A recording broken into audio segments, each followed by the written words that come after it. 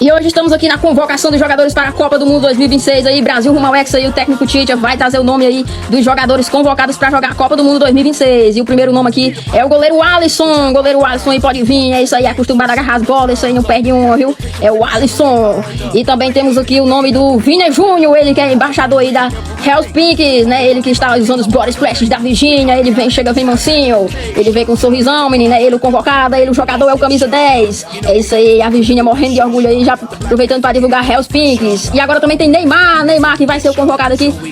Oxente, o que foi, Neymar? Meu Deus do céu, Neymar acabou de sofrer uma lesão enquanto andava para ser convocado. O que foi isso, meu Deus? Parece que deu foi uma trombose, uma cãibra. Alguma coisa aconteceu, tá estirado ali no chão, meu Deus. O que foi, Neymar? Ele que tá agora, acabou de ser desconvocado aqui da Copa, né? Tá desconvocado, tá desconjuntado. Mas é isso aí, Neymar, você tá fora da Copa, viu? Pode ir embora, vai na paz. E agora só sobrou Zé Felipe.